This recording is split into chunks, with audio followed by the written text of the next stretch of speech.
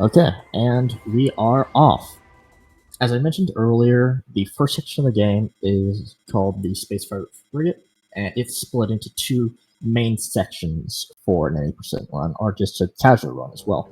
The first section is where the runners are going to be navigating to the first boss of the game, known as Parasite Queen, and there aren't going to be any really noteworthy tricks for the first minute other than basic movement tech, such as dashing, bunny hopping, and making optimal use of the morph ball to get the little bit of extra speed you have over normal walking. Because we are running this race based on RTA timing, you'll also notice a small additional trick that our runners are most likely going to do, where when you reach this first elevator, normally there's a cutscene when you scan the terminal that activates the elevator's hologram, but if you begin the scan and then kind of walk back out the door, that cutscene will not actually happen. It looks like neither of them are going for it. It just saves about a second or two over watching that cutscene.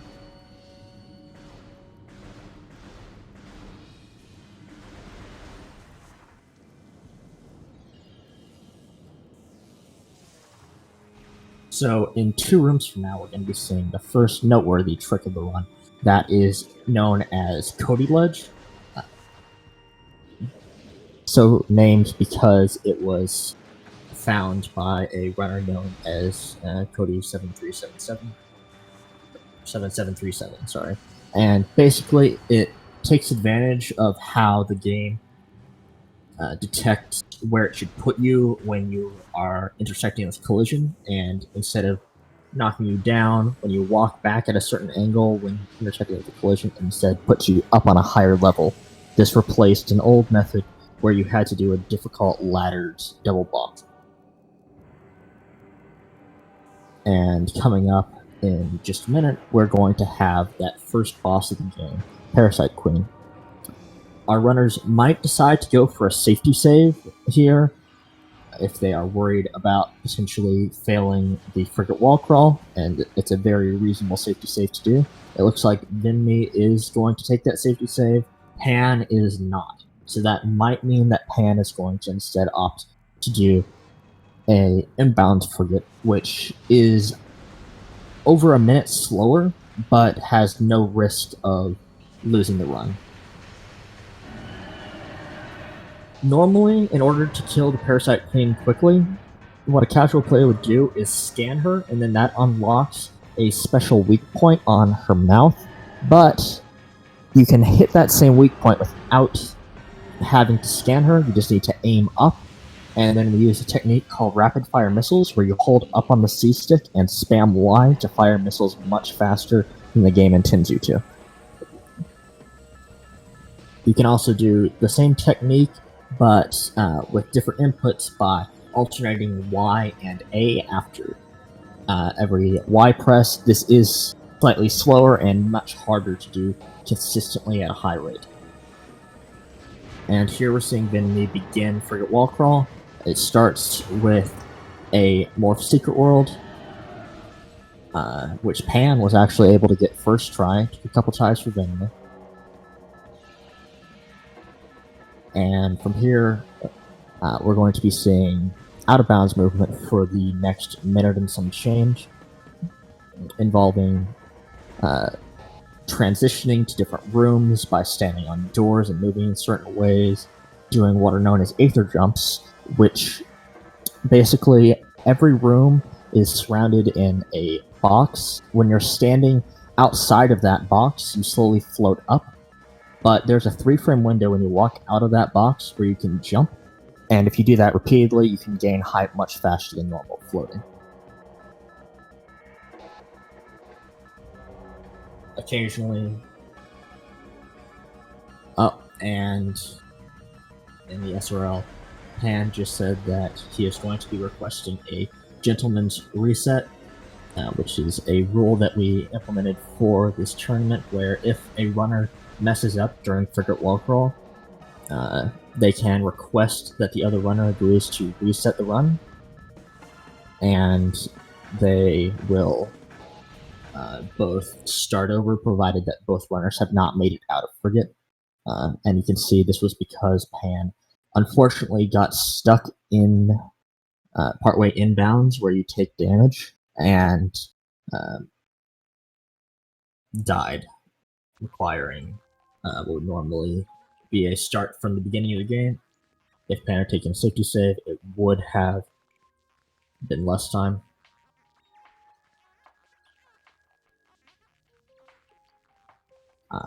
We're currently discussing whether or not we're going to do a manual countdown or make a new SRL room for the time.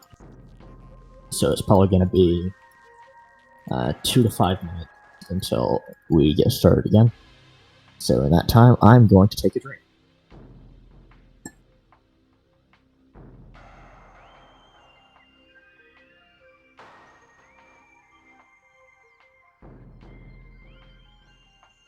If there are any things that you guys see on screen that I haven't explained that you'd like a more in-depth explanation of, just mention it in chat and I will answer it as quickly as possible. Alright, both of our runners say that they are ready, so we'll be starting in just a minute.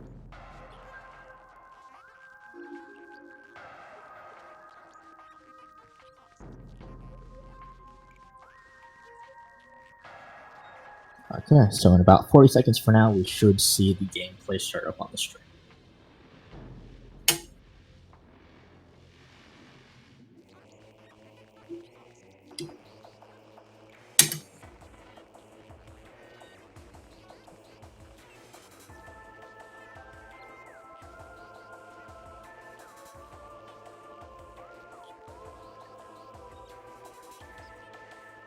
There's a good chance that on this second attempt, Pan will either opt to take the safety save or end up not going for the frigate wall crawl, which loses time, but it does guarantee that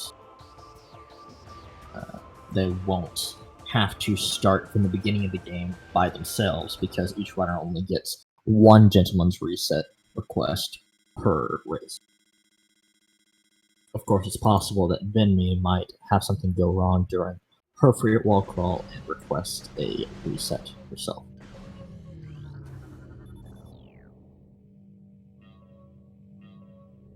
So once again, we're going to be able to see the first part of Frigate. That is correct, Andros, and we are fortunate enough that everybody in this tournament, and really in general in the Metroid Prime community, are quite cordial and willing to make concessions for things such as gentlemen's resets, and even on occasion the voice calls with each other during the race, though that does have to be coordinated with tournament organizers in order to be allowed, just because of normal race policies where that's discouraged in order to avoid energies based on outside knowledge.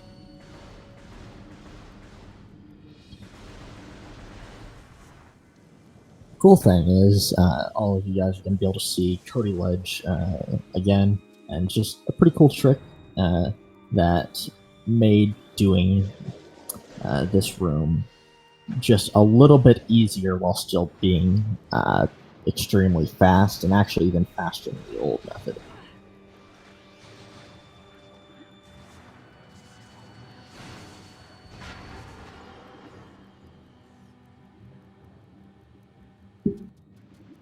You'll notice that Venmissa kind of just wings getting into the spot where you're stuck in the collision, while Pan generally is going to be using more of a setup where you look for some certain textures on the wall to line up before jumping up. And Pan's method is much more consistent, especially starting out, but it is slower.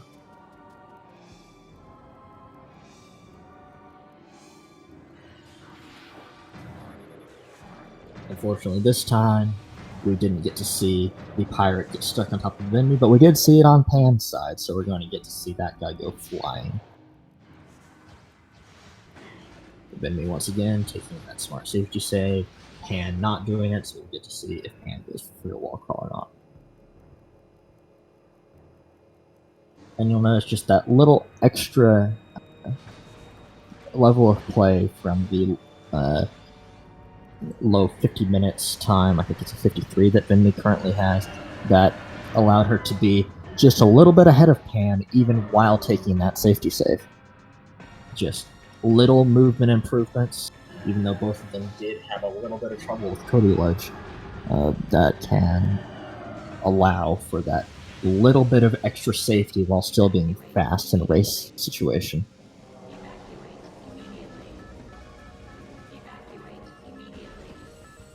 So earlier I explained that Frigate Wall Crawl uses what's called a Morph Secret World, but in particular the way that this one works is that you get up against the wall in a location where there are two pieces of collision to either side. Then you want to morph while in a very specific position, which you're able to find by looking at the textures on the wall. Then if you morph while holding straight up, and then hold up left just as you see the shell start to form around the morph ball, you're going to be able to just pop out of bounds and move on from there. It sounds more simple than it is, but I highly recommend giving it a try. You're most likely not going to be able to complete the entire wall crawl in your first few attempts, but it's just a really cool thing to experience. And for other out-of-bounds movement, there are several overviews that the community has made over the years that can help you get a better idea of what is going on, that I just can't really cover in the amount of time that it takes for the runners to perform it during a run.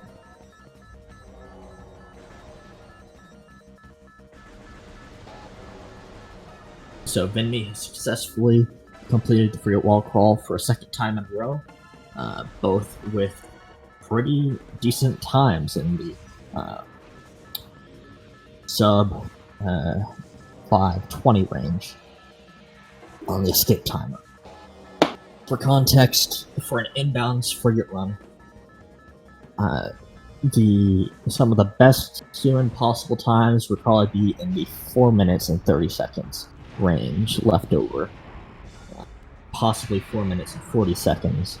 There just aren't that many runners who are at the level where you'd be able to get those sort of times that don't do frigate wall crawl, because of just how much time can be saved by doing that. Both about 50 seconds in-game time and almost a minute and a half RTA. The next trick, which is the most significant one for breaking open the game, is called Space Jump First, which is just a simple scan dash, which takes advantage of the fact that Metroid Prime does not have a sideways speed cap, which allows you to get the space jump item, which is normally about a quarter of the way through the game for a casual playthrough, or about 3 hours of continuous play for the average first playthrough. And instead we get it as our first item after having all of our other items removed during Frigate. Now, if you're familiar with the game, you might know that your items normally get taken away during the inbounds escape when you enter an elevator and get shocked by electricity, but that doesn't happen when you do the Frigate wall crawl. However, your items get removed for a second time when you first exit your ship in Talon 4. So right now, there are no known ways to avoid item loss permanently. However, if that were possible, that would save several minutes and would make Frigate Wall Crawl all but required to have any sort of competitive time.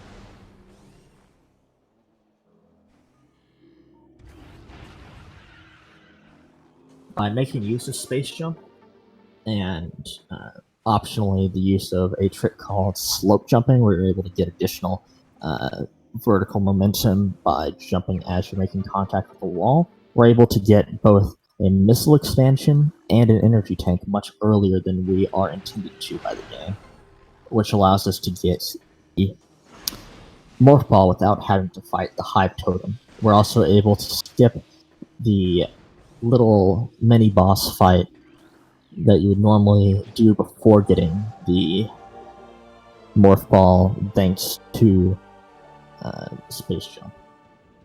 Actually, you don't even need Space Jump for it, but it does make it easier and a bit quicker.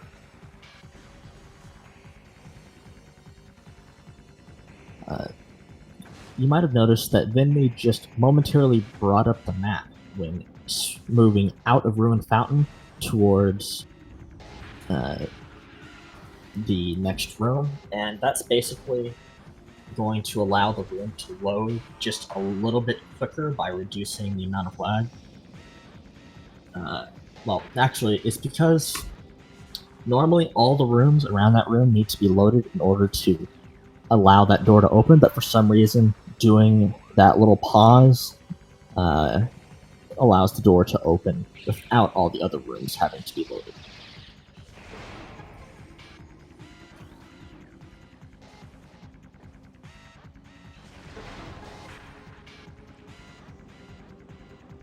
And with just some pretty clean movement, we're also able to get the charge beam while scanning all of the different locations around the room quickly with very little time spent just standing still.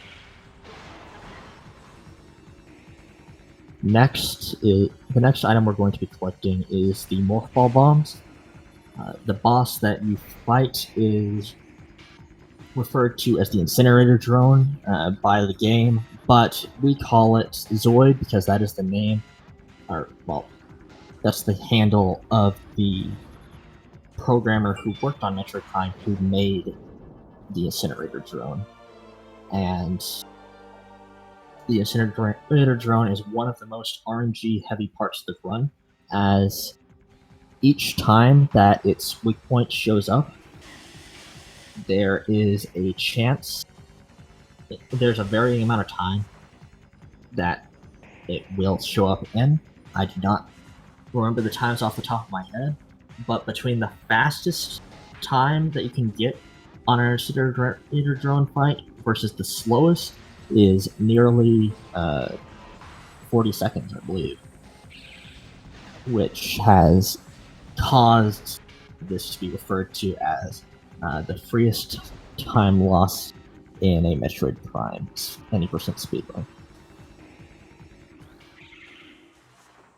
In order to make the fight just a little bit easier, we're able to stand on the side of Zoid, which makes it so that the flamethrowers that come out the sides and spin around that normally would get in your way and potentially kill you. 8 to 13 for the first, and 15 to 25 for the other three. Thank you, Venmi.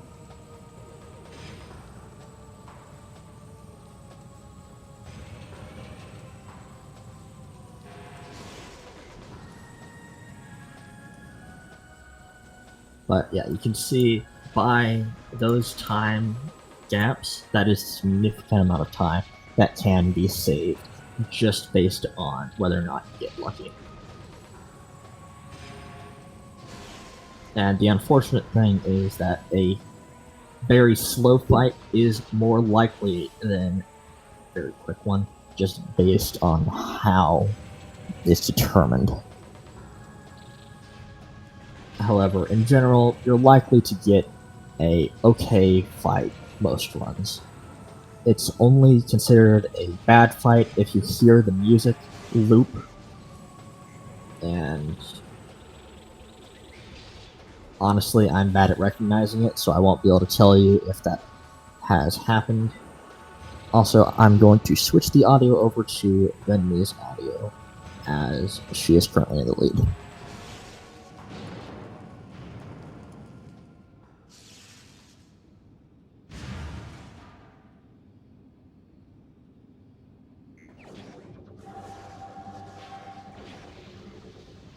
for most newer runners, right after getting the morph ball bombs, you would do a small puzzle involving several bomb slots to open up the passage that would later allow us to access where Ice Beam is.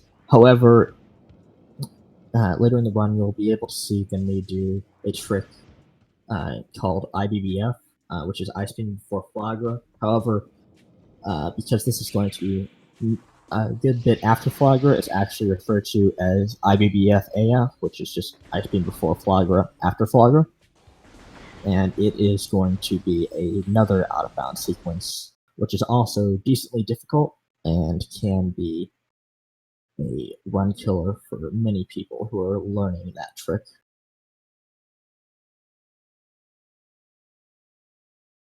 And it seems that Pan's stream may have frozen.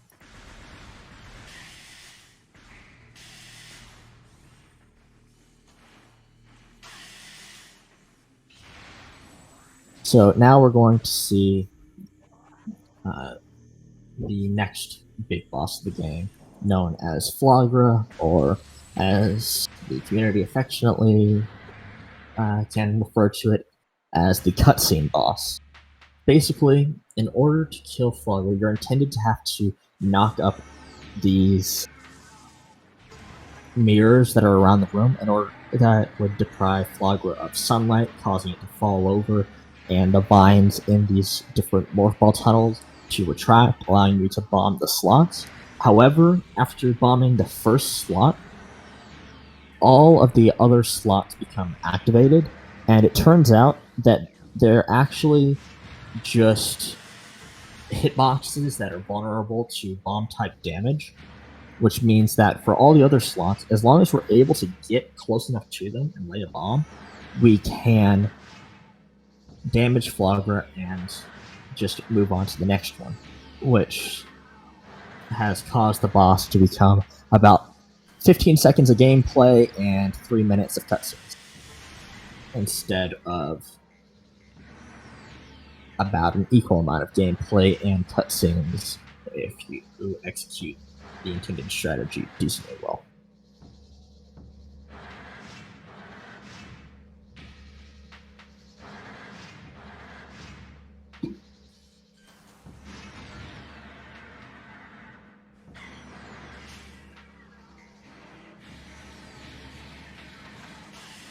Okay, so Pan's stream is currently down,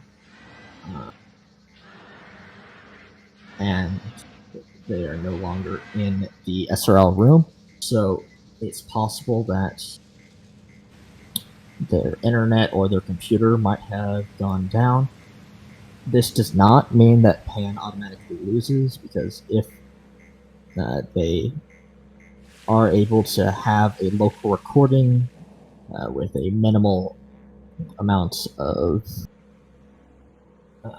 time lost between what we were able to see on the stream and what is played, it will be taken as a valid run. But hopefully that will not be necessary, and Pan will be able to come back online. Pan says the internet died, so hopefully Pan does have a local recording going. Either that, or then they will almost certainly be willing to pause until Pan's internet is able to get back up. That will be up to our runners. Oh, okay. Pan's stream is back up.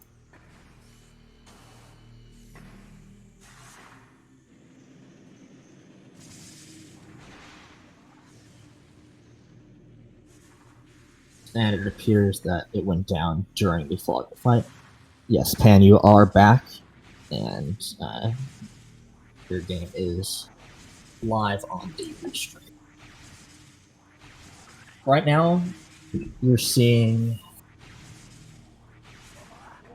a trick known as an infinite bomb jump on the Mii side of the screen, and normally such a thing is not possible in Metroid Prime, but by pushing against two walls at once, we're able to create enough friction that by carefully timing our bomb lays, we are able to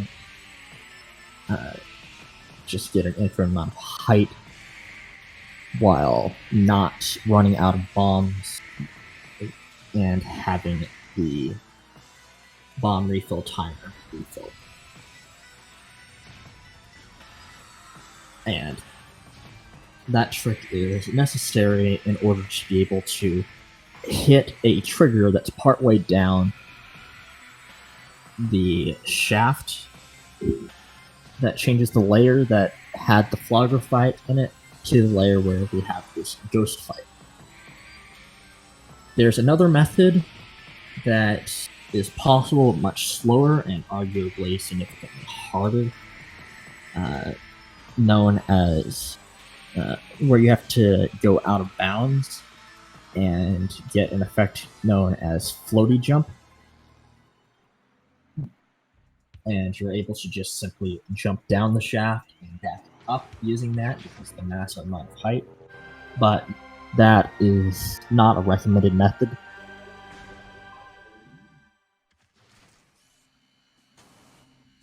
And by changing that layer, we are able to get the Artifact of Wild without collecting the intended super missile or spider ball that you would normally need to get back up to the room in the normal game.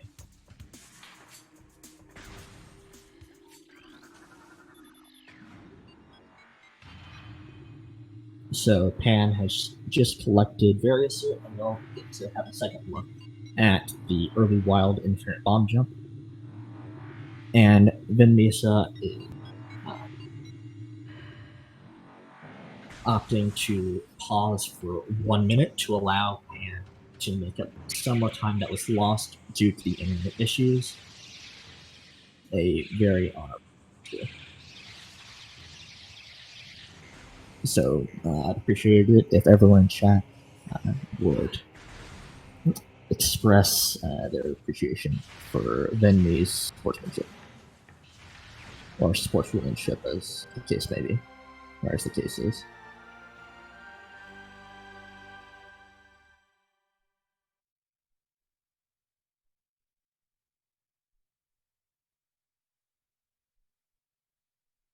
Yes, definitely give Venmi a follow. Really, give both of our runners follows, as they're both excellent runners. And if you have any interest in watching Metroid Prime content, they're both definitely worth watching when they're streaming.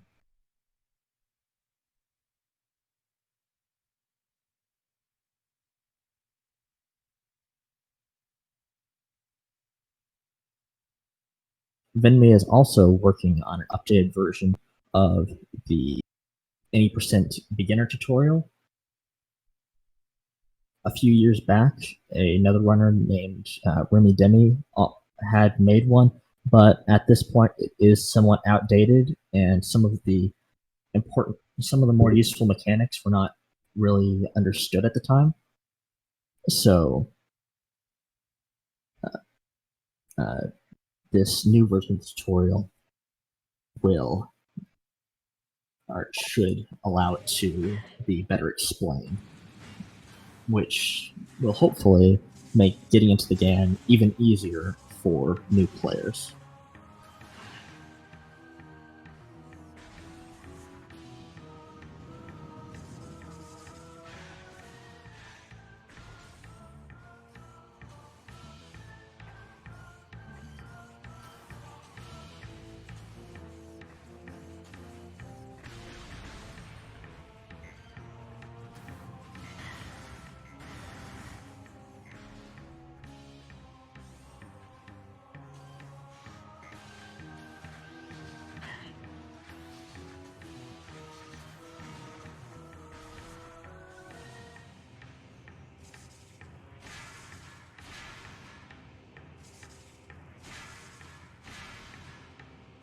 So right now, Venmi's collecting a energy tank that is most commonly referred to as race tank in a world record attempt or even a high-level speedrun attempt, you generally will not see runners attempt to collect it, as it is not necessary to be able to complete the game, and it's more useful just as an extra bit of contingency in case you make mistakes.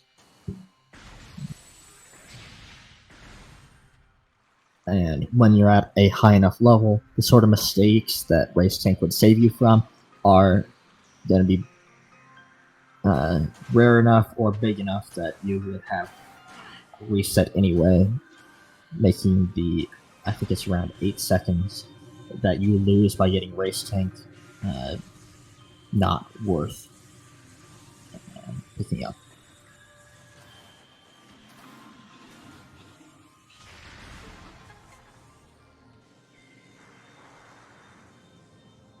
So you can see Venmi just doing little bits of extra movement tech to get through these rooms just a little bit faster. And while these bits of movement tech might not seem all that important and might seem like they risk losing time if they're messed up, when you take into account the fact that during a Metroid Prime 80% run, you go through a couple hundred rooms. If you save a second or two in every room, then that adds up to minutes at the end of the run.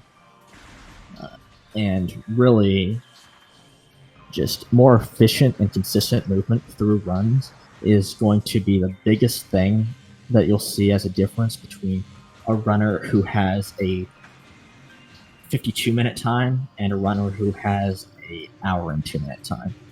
It's just going to be much cleaner and more consistent movement that's going to be saving that significant amount of time.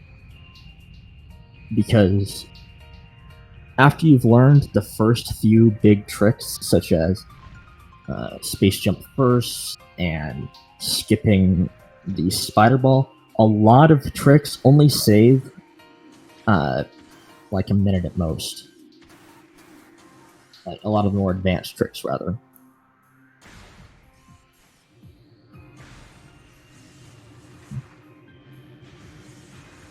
And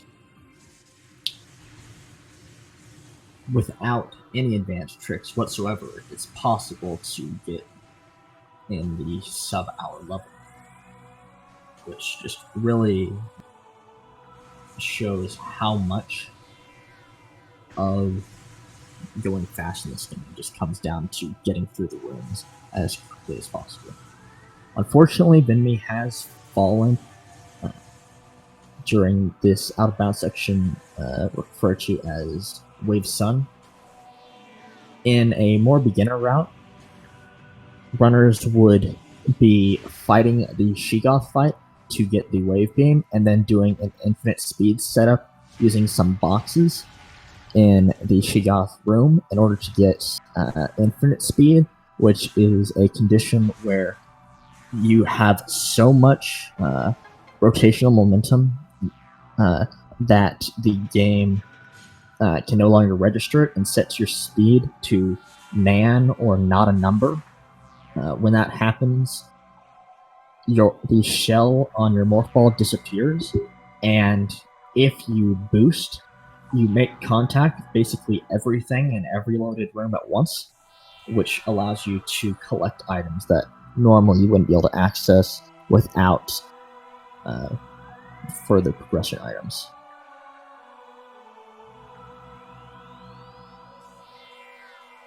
Doing Wave Sun IS compared to doing the Wave Beam fight normally and then doing Sun IS saves around 40 seconds if done optimally, which, once again, it's just not that much. And if you mess it up at all, you are likely to lose that time that has been saved, and even more.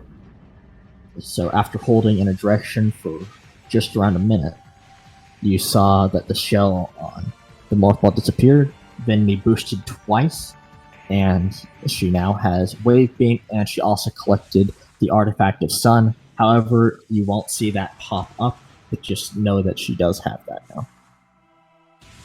Meanwhile, Pan is also about to begin the Wave Sun wall call. And hopefully this will go well. The only part where falling is really bad is if you fall in Phendrana shorelines, because the box for that room is quite large, and it is hard to get back into a position where you'll be able to continue the wall crawl. So in basically any percent run, if you were to fall at that point, you're going to reset.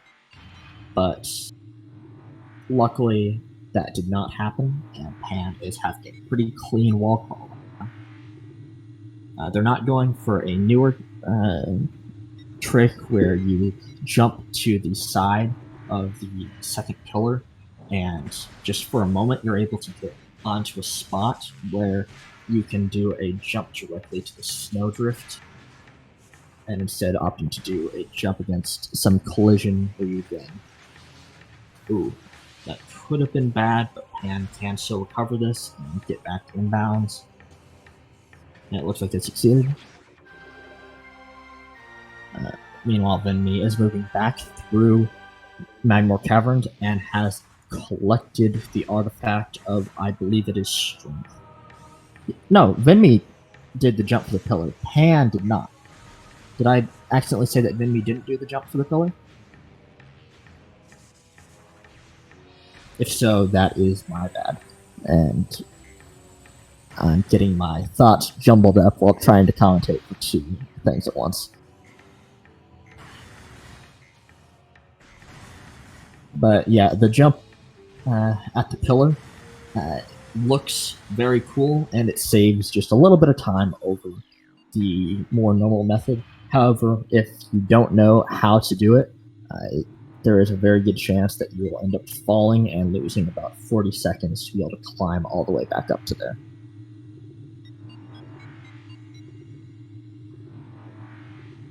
Meanwhile, Pan is just about to get infinite speed and collect the Wave Beam and the artifact of Sun.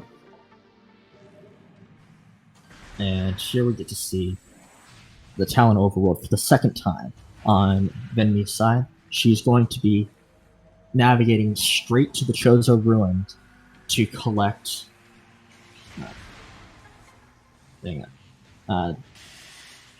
Life Giver, I believe, is the artifact that is in the Tower of Light. Normally, you're intended to use Boost Ball, the Spider Ball, and Wave Beam in order to get this item, or to get to the room that this item is in, and then use Gravity Suit to actually be able to do a jump onto a ledge underwater and access the artifact. However, we're able to skip the requirement for Spider Ball quite easily using either a dash or a simple jump. We also are able to skip the Boost Ball requirement in this case, but Boost Ball is just so useful that skipping it for an any percent run would lose a significant time. Then me going for a very difficult dash, but there is a easy and quick backup that allows you to get up onto the level to be able to get to this door. Then we're going to see a slight variation on the slope jump I talked about earlier, where if you're underwater and you don't have the gravity suit, if you perform a slope jump and you pull away from the wall as soon as you start getting that vertical boost from the slope jump, you gain a massive amount of height compared to what you would normally, even higher than if you do a similar slope jump with gravity suit, which can allow you to get up to the level of Life Giver even without requiring space jump, which is something you would see if you ever decide to watch a Metroid Prime low percent run, which is referred to as 21%. And in a 21% run, there are a lot of really cool tricks that you would not see in any other category. So I very highly recommend checking that out if you have any interest in a 1% category for this incredible game. After collecting Life Giver, the next step is to collect a Power Bomb expansion by doing the second infinite speed of the 80% run in Magma Pool. And to do this, it's a pretty similar setup to what you would do for normal Sun IS in the Wave Beam room, where you get between a wall and some boxes, and you hold in a direction for a minute, and then you will achieve infinite speed. It is slightly longer than a minute most of the time for this infinite speed. Well, longer than a minute in real time, because the lava in Magma Pool causes a significant amount of lag. So oftentimes it's going to be closer to a minute and 10 seconds, rather than, I believe it's 50 seconds optimally to spin up to infinite speed. This can be partially negated by holding boost while spinning up, which can cause less of the lava to be in view. However, that difference is negligible, and it just adds a little bit of extra stress on your hands. And it doesn't save any time for in-game time, making it not really worth it in a normal 90% run. After getting infinite speed, you just lay a bomb and then boost to collect the power bomb, and you move into Ruined Fountain, where you perform a trick. Well, it's less of a trick and more of just, if you unmorph while you have infinite speed, you will remove infinite speed, but you'll be subjected to a condition known as light show. While in light show, you basically can't see anything, and you can't fire your beam and have it do anything. So, in order to be able to see where we're going, there's two different things that you'll see runners do. One is they will get up right next to the fountain where there's a fixed camera, and the only ways to cancel light show are with a fixed camera angle, like you would see in that position, or by entering a cutscene, which will completely remove light show permanently.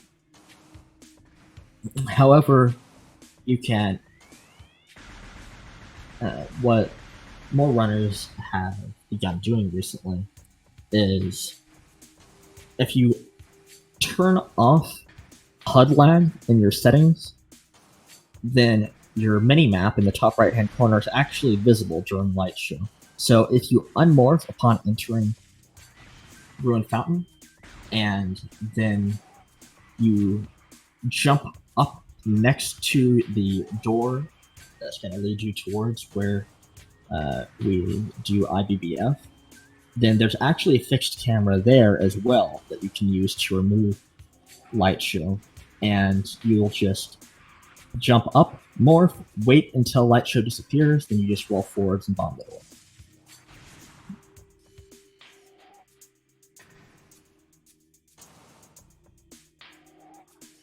Earlier, you might have noticed that our runners shot a missile at the save station that is near both Charge Beam, Morphle Bonds, and Flagra. That is to allow us to use the save station as a cutscene to permanently remove light show. Unfortunately, during IBBF, Venmissa has fallen in one of the last rooms. Luckily, she has been able to Aether jump back up quite quickly, so she should be able to recover with a minimal amount of time loss. In order to, as I mentioned earlier, this sequence skips having to do a puzzle after defeating Zoid. It also allows you to skip fighting a ghost in Hall of the Elders, which saves additional time. However, doing IBBF does require you to do an additional trick at the very end of the run, referred to as Ghost Skip. If you fail that, then you lose most of the time that you save by doing IBBF, which is why it is one of the later tricks that you will implement into your run when learning how to run it.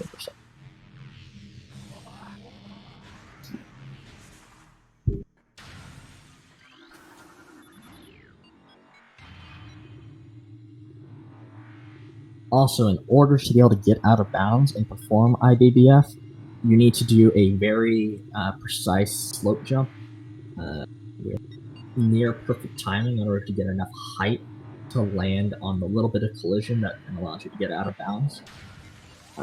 And without practice, that can also take a while.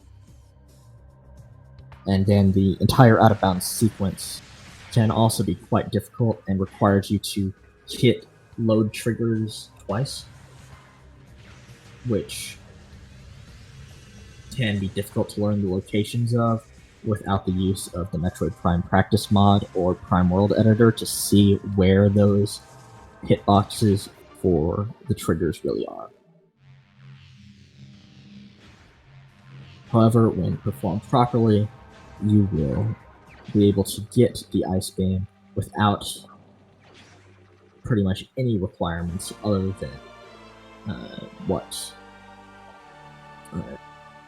really all you technically need is morph ball and bombs and missiles in order to be able to get to it. However, a space jump is very useful.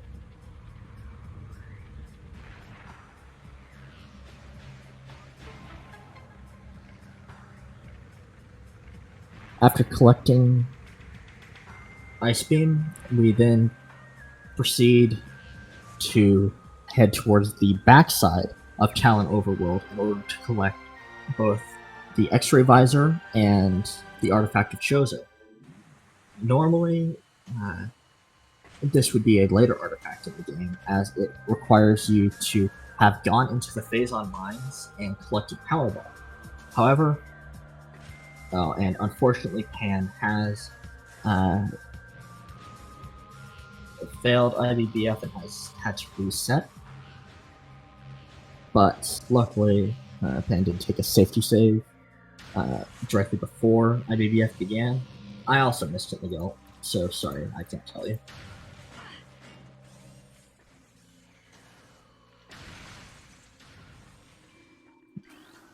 So the time loss for Pan will be minimal.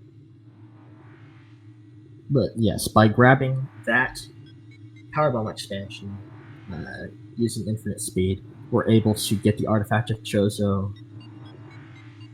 Oh yeah, that's a pretty rough place to fall, as getting back into positions for that can take longer than just going back from the save station and trying it.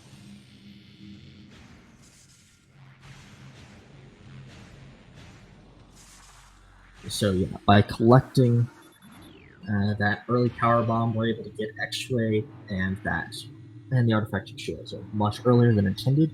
The artifact of Chozo is the less important of the two things, as we come back through this area near the very end of the run.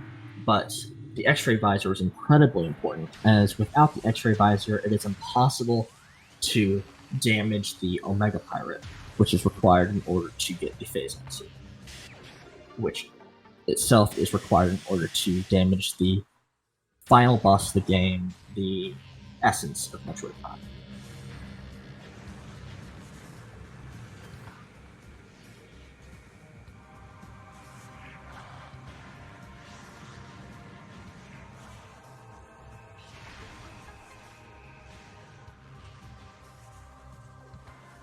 When collecting X-ray, we also skip a spider ball requirement with just the use of some sustainable terrain, and we skip a ghost fight by doing what is referred to as an R jump, which gets you additional speed and distance when jumping. Pan has succeeded on the second IBBF attempt, so luckily that will not be too much time.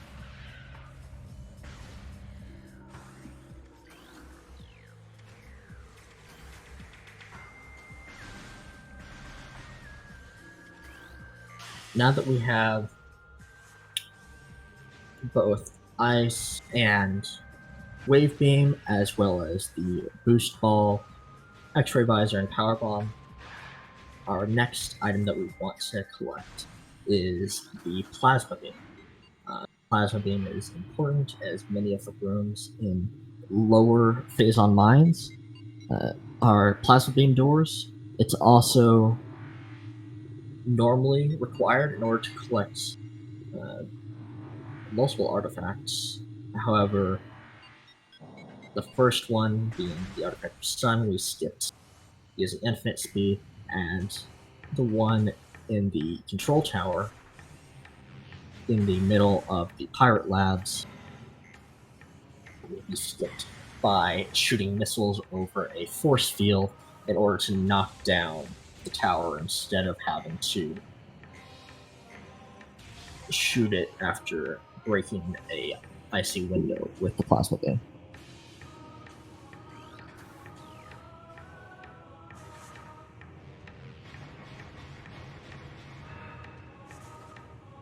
So while I was talking, when we re-entered Magmal Caverns, crossed Twin Fires Tunnel using a bunny hop, and has proceeded into the Plasma Processing Center. Well, actually, I can't remember all the names of the rooms right now, and used several dashes, pieces of standable terrain, and R-jumps in order to climb up to the top of the room in a non-intended fashion and much quicker than some of the more beginner methods of doing it, and now has the plasma beam much earlier than the game. Yep, only one of the spinners is used, when normally you would use 3 spinners and then do a really long spider ball track, and you are also intended to have the grapple beam, I believe, in order to actually get up to that section in the first place.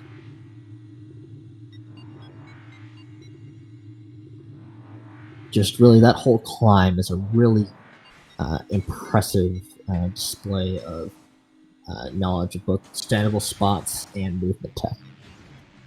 And while Venmissa made it look incredibly easy, it's really a difficult thing to be able to pull off.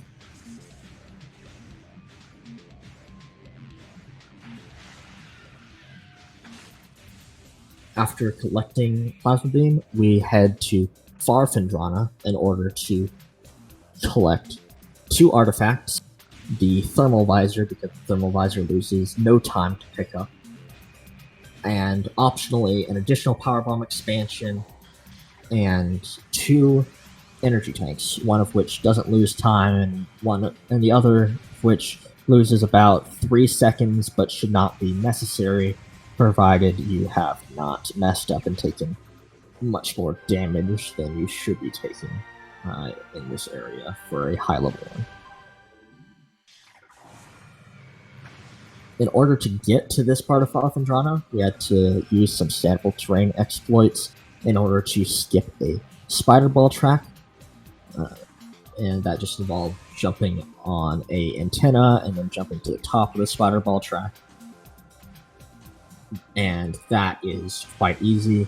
There is a more advanced technique that has been showcased by Justin DM, one of the greatest Metroid Prime runners of all time, and it's really cool to watch, and I have no idea how it works.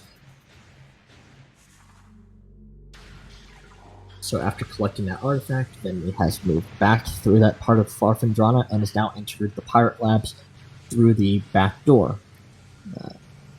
This is the room that Thermal Visor is in, but she will be ignoring that for now, and instead is going to be heading up through the facility to get an artifact. this room that we're entering now is normally the first room that you would encounter Metroids in, and after interacting with the Metroid via this cutscene, a trooper would jump through the window and break it. However, when entering in the back way, you need to be somewhat patient in order to prevent that pirate from aggroing onto you instead of jumping through that door. A cool little gimmick is the fact that normally the pirate is alive and well after jumping through the door, and you have to fight it or ignore it, whatever you feel like doing. However, there's actually a kill plane there for the pirate when we've entered it the back way, so it will die upon jumping through the window, and that is an opportunity that can be used to get a power bomb refill, because we need one power bomb in order to be able to access the Phazon mines after having finished our trek in Farfandrana. And because then we did not pick up the extra power bomb expansion in Fendrana's Edge, she is going to need a power bomb drop from somewhere in this area if she does not want to have to do a pretty awkward secret world in Workstation in order to be able to skip the first power bomb requirement and then pick up a power bomb from an enemy on the far side of the power bomb wall that has a guaranteed drop. Luckily, she got, I think that was 2 power bomb drops right there, and that will not be necessary. On the other side of things, Pan is just about to get the plasma beam, really fleeing our jump to get up onto the top of there. That is harder than it looks, and takes a good bit of practice and a knowledge of how our jumps actually work in order to be able to do it consistently. If you want to understand R jumps, one of the more prominent Tazers, which is tool assisted speedruns in the community, Hazel or Fusion Varia, made a pretty detailed video that explains how the mechanic works, and without that video, most people's knowledge of how to R jump just would not be accurate, because for a long time, the way that we thought R jumps worked was just not correct, and we were doing extra bits of movement or inputs that actually made the R jumps worse and harder to perform.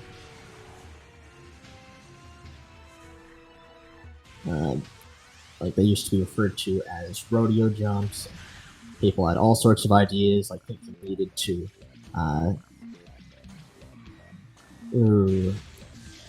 uninvert the aiming controls, and you had to press R before the first jump, and all sorts of other stuff that just turned out to be inaccurate, and has made R jumps a much more enjoyable mechanic to work with now that we actually know how they work. In a lower level run, instead of taking the elevator, as Venmissa just did, you would instead continue forward and fight Thardus to collect the Spider Ball for usage in the lower Phazon mines. However, with a series of difficult tricks involving a couple of difficult slope jumps in Metroid Quarantine A, as well as an infamous set of rooms referred to as the Spiderless Shafts, you are able to completely skip all intended uses of the Spider Ball, making it so that we can skip the Thardus fight completely, saving a solid 5 minutes.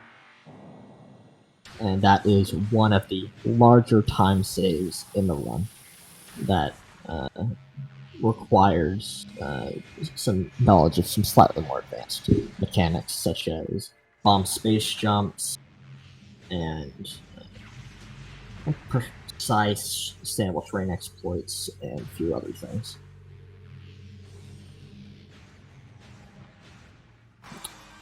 Here, Venmi activates this elite pirate and will be attempting to jump off of it in order to get to a standable spot on one of the pillars.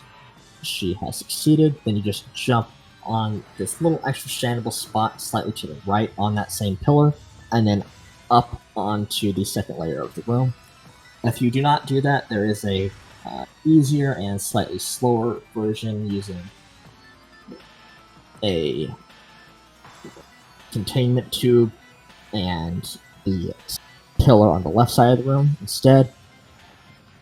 So it's not all that important of a trick, but it does save time, and it also looks pretty cool that you're just jumping on this massive pirate.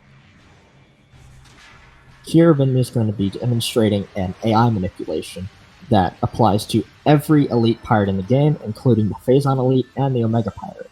Where basically, if you do not go in front of them after their initial animations for beginning to activate, if you just continue strafing to either side of them, their attack patterns, and more importantly, their invincibility phases never begin.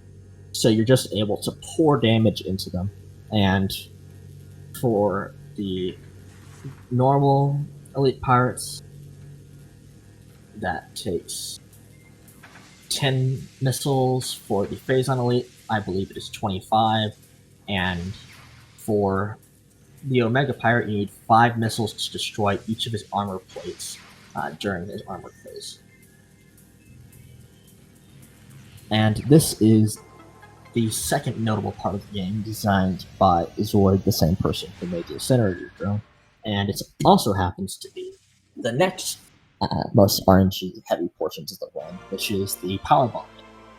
There are several hundred mazes of varying lengths, from I believe it is 15 to 56 squares. Venmi posted some information from a tool that Claris, one of the more old school runners of this game, who doesn't run it anymore. You might have seen some of the runs at GDQ in the past, created that allows you to recognize what maze you are doing based on the location of a couple squares and the walls around them, and will give you the optimal path as well as the length of that optimal path.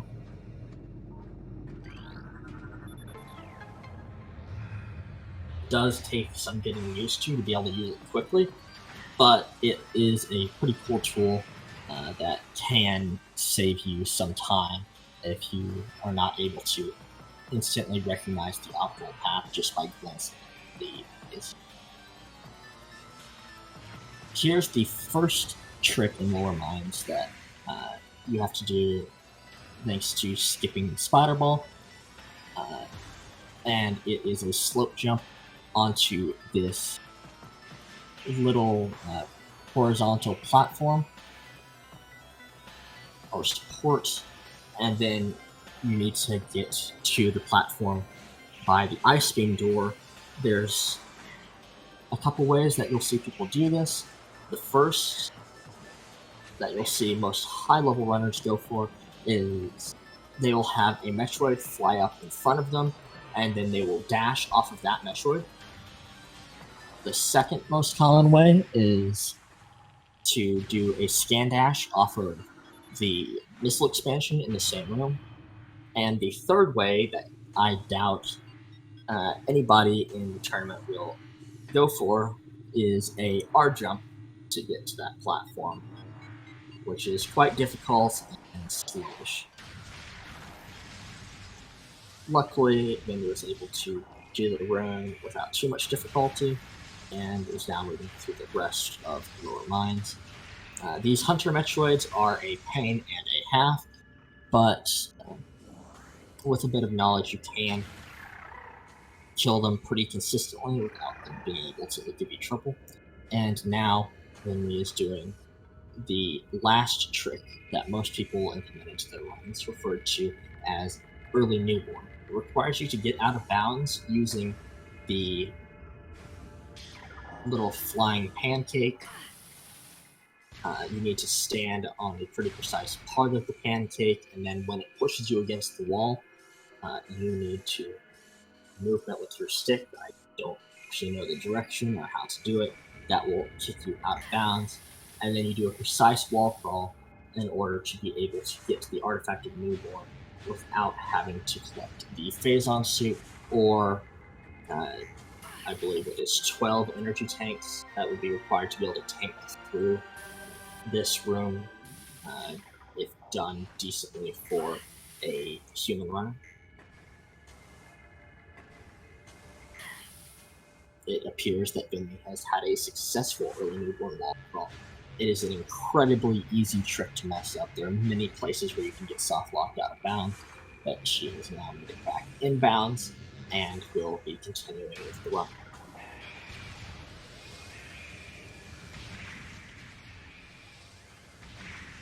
Another thing worth mentioning is during that trick, there are a lot of pretty precise places that you need to stand or line up with that don't have easy to spot visual cues like many other tricks that are precise in this game have. So it takes additionally even more practice to be able to do that wall crawl consistently, as you need to find visual cues while a Phazon that will you, or you need to do it by feel, or I just really don't understand it to give you a good explanation.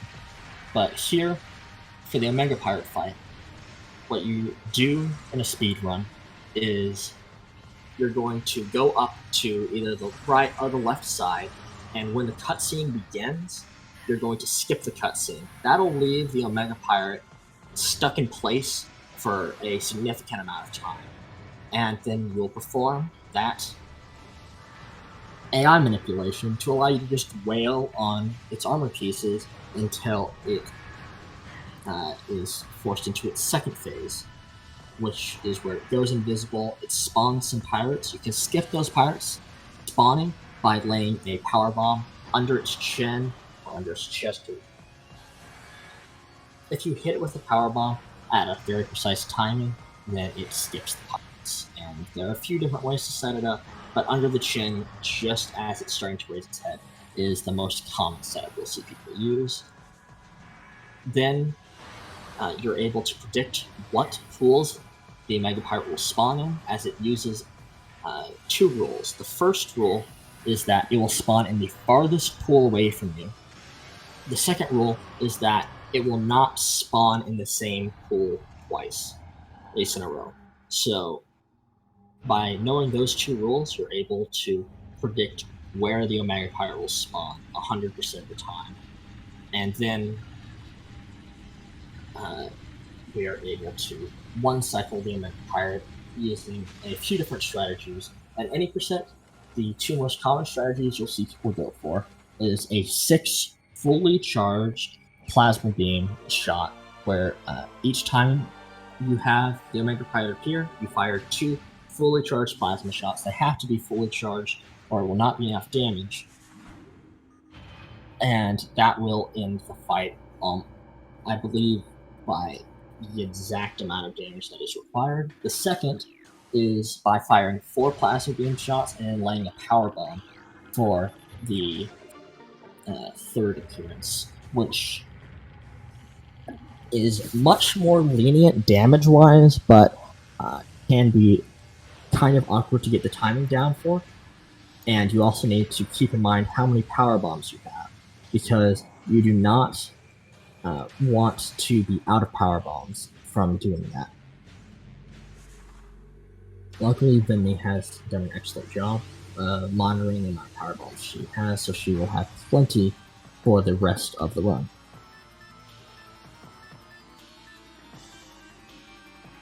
If you want a more detailed explanation of the Omega Pirate fight, Remy Demi has an excellent tutorial on it, and I have 3 short tutorials explaining the fight and 3 primary methods people go for, which is that 6 plasma beam shot, the 4 plasma beam shot plus a power bomb, and for 100% runs, there's a method using super missiles.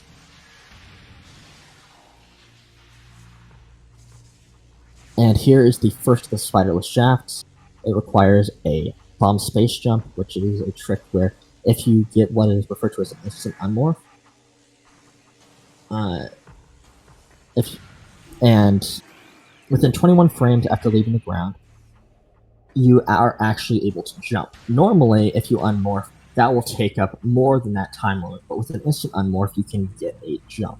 Using that instant unmorph jump, you can then get to a much higher level than intended, and you're able to land on a standable spot, and then climb along the spider ball track with very precise positioning, and then you get to the top of the room without requiring. Yeah, Venmi's very fast at these shafts.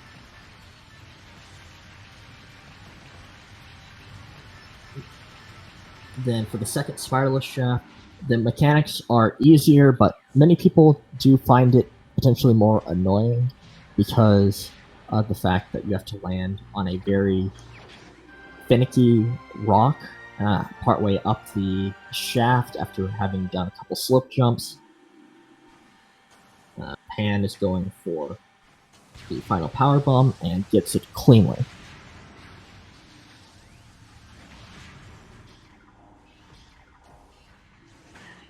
If you want a bit better of an explanation of the spiderless shafts, a Metroid Prime community member known as Tom Lube has a demonstration of both, along with some instructions on how it works.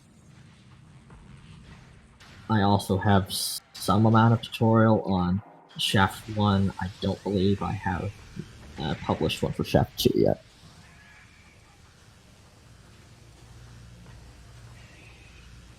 After collecting the Artifact of Warrior by defeating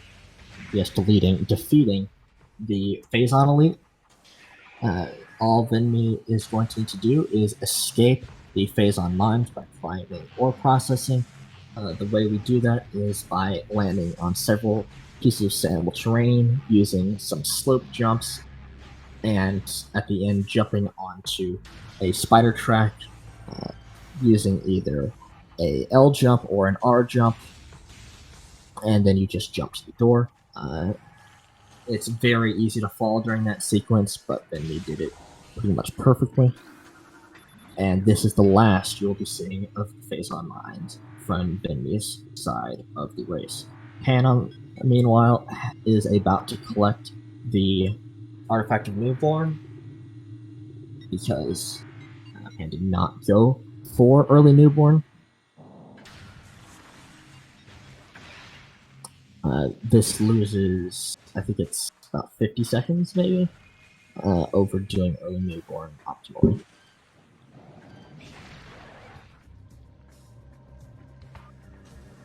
Now, there are only 2 items that Venmi will be collecting for the rest of the run.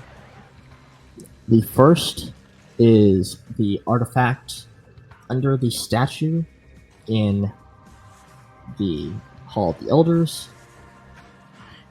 and I think it's like called Elder Chamber or something, I believe.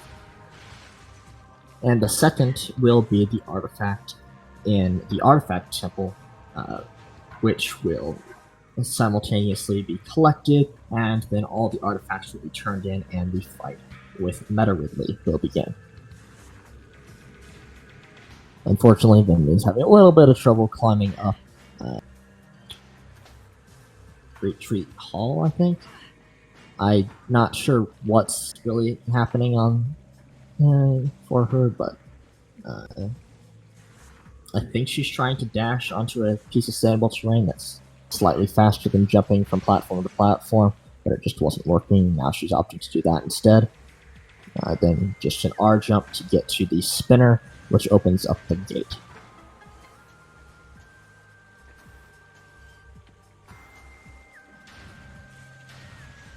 Meanwhile, Pan is just about to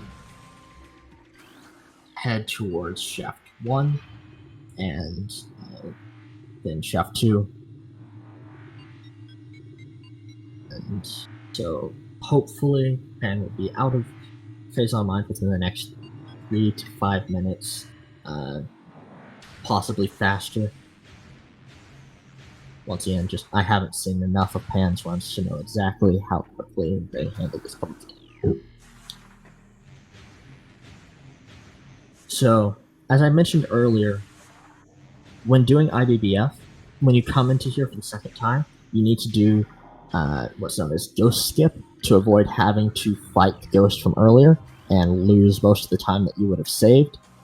There are a couple ways to do that, but the fastest one is that dash to the peg, and then jumping up to this location. Then you roll off, unmorph, land on the peg, and dash to the other side of the room, skipping the ghost spawn and solidifying the fact that you did save time with IBB, provided you didn't fall or anything else. So Venmissa's probably actually pretty much breaking even because of the fall at the very end. However, that's breaking even with an ideal run, and it's not necessarily realistic. Pan has made it up shaft 1 just fine, successfully done shaft 2 as well, and will now be boosting through a wall while hopefully not being harassed by this terrible, terrible Power Beam Pirate. Mildly harassed, got knocked out of the cloud room, but hopefully the pirate does not jump down and cause even more issues. And now the phase on elite is going to be killed. Meanwhile, Venmi has finished with Chozo Ruins and is now heading back to Town Overworld for the final bosses. Normally, there would be 3 final bosses in a Metroid Prime run. The first is Meta Ridley, which is a long and annoying fight involving a ton of Ridley flying around and then you getting to wail on him for a few seconds, then him flying around again, rinse and repeat. However, for some reason, they made his flying phase weak to Boost Ball.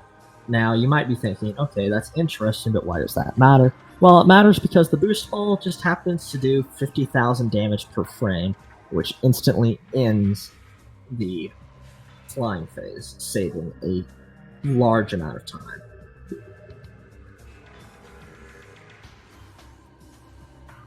Then me demonstrating Ship Dash, which saves an okay amount of time, but what it really does is if you can consistently do Ship Dash, it means that you have a decent understanding of how to actually dash properly.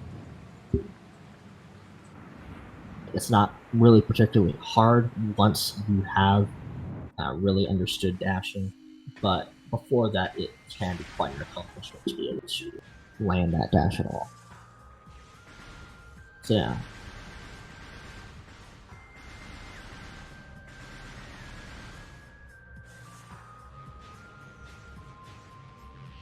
Then me spelled something on the wall that I believe I recognized a H, I, and G. Or maybe it was a P or G, I'm not sure.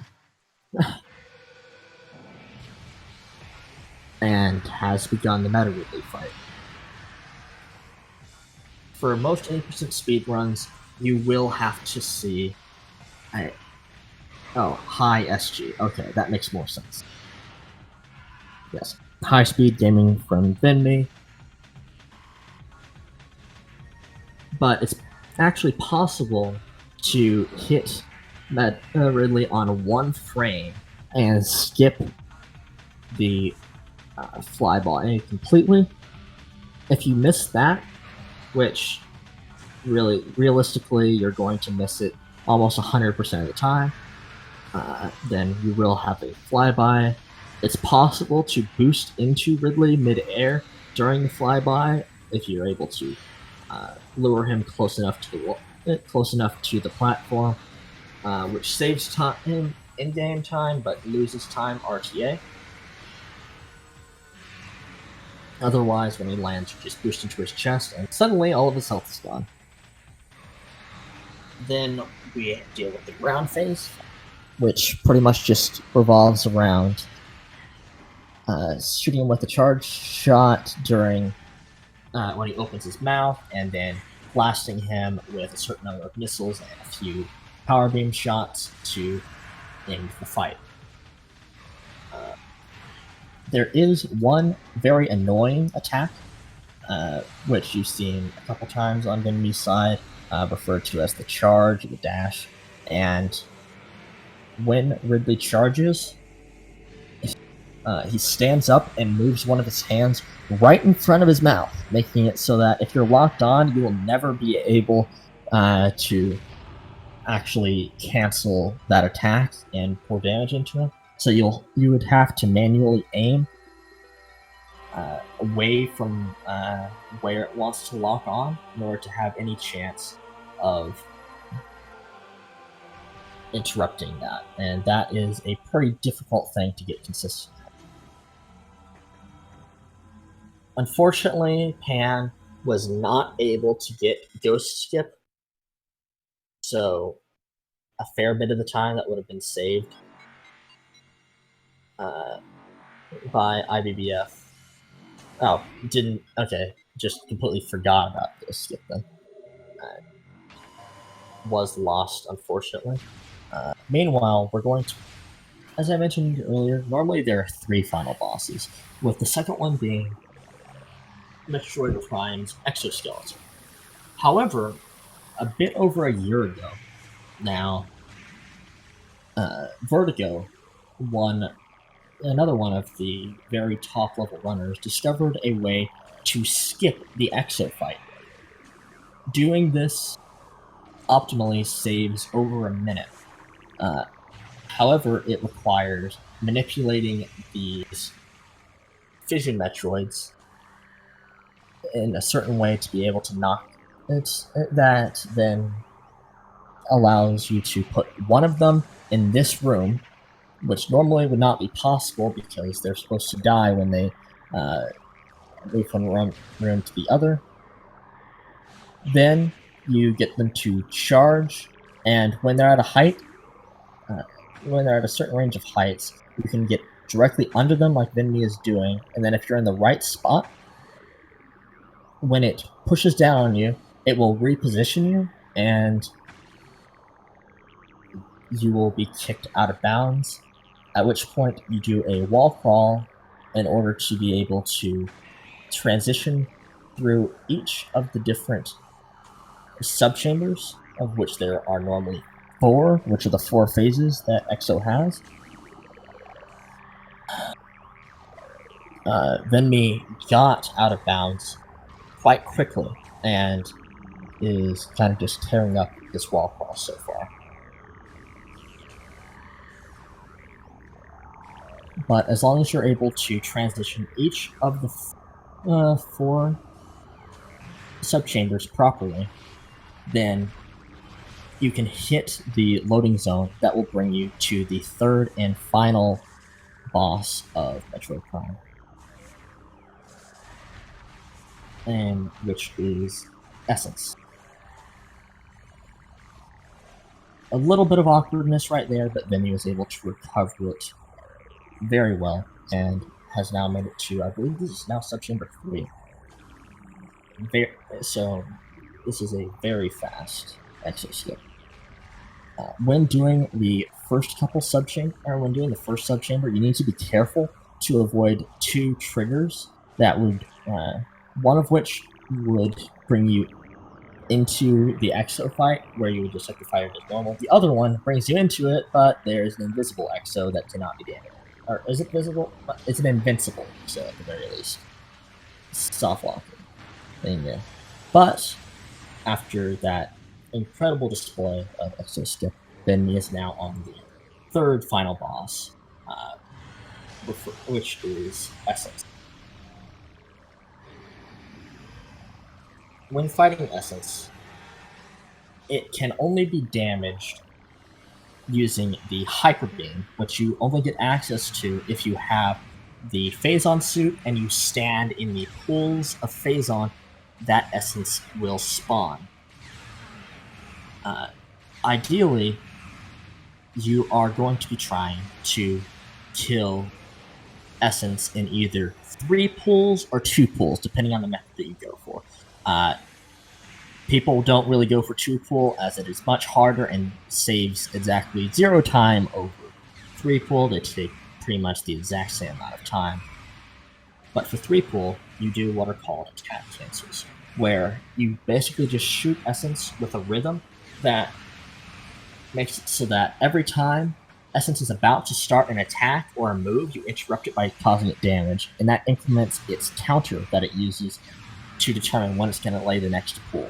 So if done properly, for the first 2 pulls, you will do attack cancels, which will allow you to cause the next pull to be laid quicker. And the third pull, you'll do what is called a pull cancel, which is where you walk in and out of the pool, allowing you to shoot much quicker and not use any of the Phazon in the pool, allowing you to kill Exo or Essence in 3 pools instead of the intended, I believe it's 6. And congratulations to Venmissa for doing a pretty much perfect Essence fight and ending this race in an hour and 26 minutes, closer to an hour and 19 minutes, if you do not count the Gentleman's Reset. And Pan has forfeited, so hopefully we will get both of them into the call for an interview. Venmissa is currently in the setup room, and I now that I have marked Pan as forfeited, Pan should soon get an invite.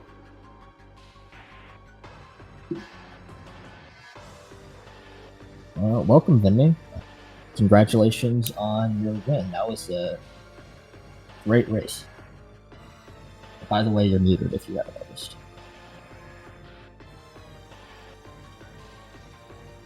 Oops, might be. Hello? So, yeah. Oh, okay. So, how do you feel about that run? Overall, it wasn't too nasty. I mean, yeah, IDDF was a really good recovery, but that was probably the worst part about it. I did fall, and I just wanted to look cool. I wanted to try that Great Tree Hall strike. I failed it 3 times, and I'm like, I look like an idiot, so let me leave. Yeah. And Pan, welcome to the call. Hey, Pan. You put up a great fight during this run. Yeah, a lot of spaghetti, unfortunately, and the internet thing kind of sucked too. But the internet thing, I was just like, when I saw it at first, I'm like, okay, is it a stream issue or what's going on? Yeah, it it was was a stream just- issue. Like, So there I are would a lot just- of potential things. Yeah, and so then I saw the pause, and I'm like, okay, what would you like in order to keep it fair, right? yes, a lot of thanks for that, by the way. Yeah, you didn't like, have to do that. But it's one of those things that matters to me. It's just like, doesn't Yeah. even matter if the result would change or not. It's more the fact of just keeping it honest. mhm. Yeah, and we had like a ton of great sportsmanship and respect between our runners this run, with Venmissa accepting the gentleman's reset request and also pausing for that minute so that That works. Pan could have a chance to recover from the internet outage. Yeah, but how'd you feel you did overall, though, Pan? I did okay. I fell in energy core for some reason during IBBF, but there weren't any like major mistakes besides that. Yeah. I just reset instead of recovering from that because I didn't feel like figuring out how to recover, and I took the Yeah, and save right resetting before could it. be So much faster for there. That room is awful. I hate falling in that room. oops. Yeah. Exo skip actually was really good. The BSJ Yeah, I happened. saw you actually got that. I was Yeah. waiting for Artifact Temple to load. Yeah, like Yeah.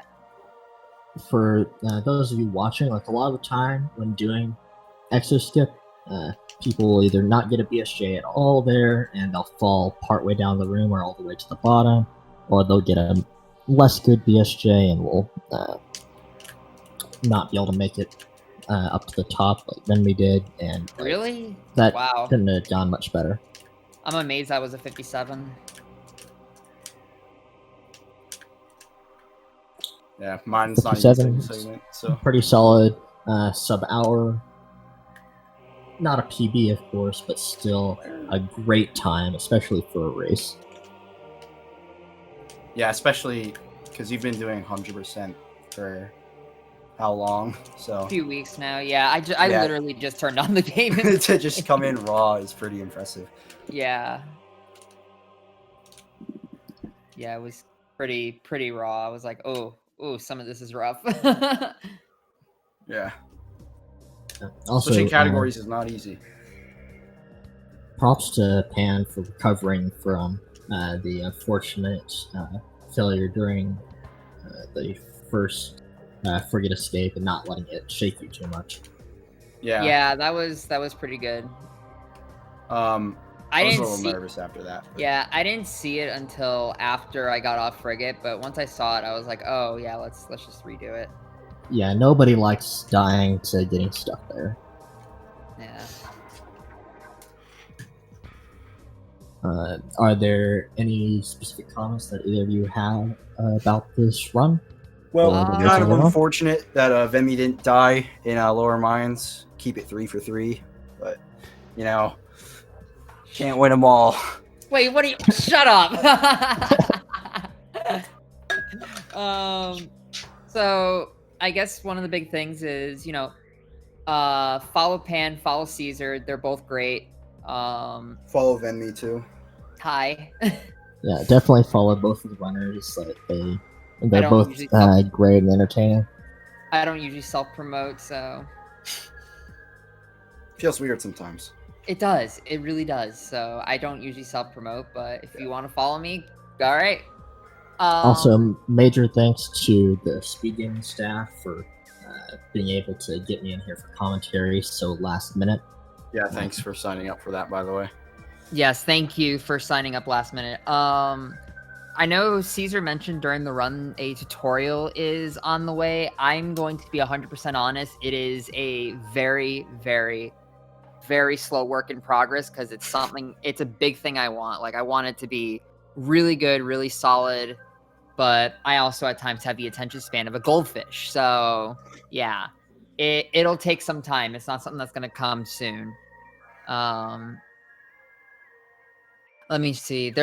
I will link Remy's tutorial though, and I will also link the speedrunning or the Metroid Prime speedrunning Discord.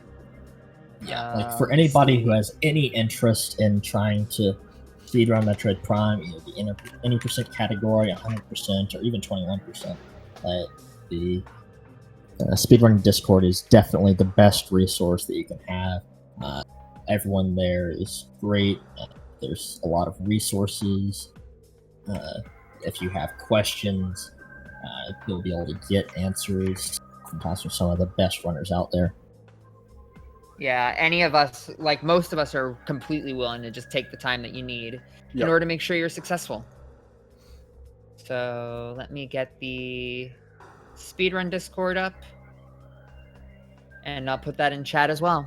So the first link that I put in chat is the any percent tutorial, and the second link I put in it is the Discord for our server. So again, really appreciate it. It was fun. GG, Pan. Yeah, GG. All right. Yeah, be sure to tune in for the next race that's currently scheduled for Monday the 22nd at 8:30 Eastern. There might be other races that are going to be scheduled in between. I'm not sure. I think one of the best races of the tournament is coming up soon. Edson versus Vertigo. Yeah, Make sure that's you gonna stay be tuned hype. for that. That's gonna be a really, really good that's one. going to be a really good one. Edson and Vertigo are also 53 runners, so seeing either one of them, and I think does winner of that one face me? Yes. Yes. That will be another So pretty we're in intense for some race. good prime content. Yeah, because Vertigo, Edson, and myself are all 53 runners. We all have that time. And all of them are able to do all those high-level tricks you got to see. So it should be a good one. But yeah, definitely keep your eyes out for the rest of winners from round 4 / losers round 3. There are going to be some really hype runs. Yeah. All right. I'm That's it out. for I'm me. hungry. Getting food. Take care, everyone. Thanks Yeah, everyone see ya. for watching, and we will see you next mission. All right. Peace.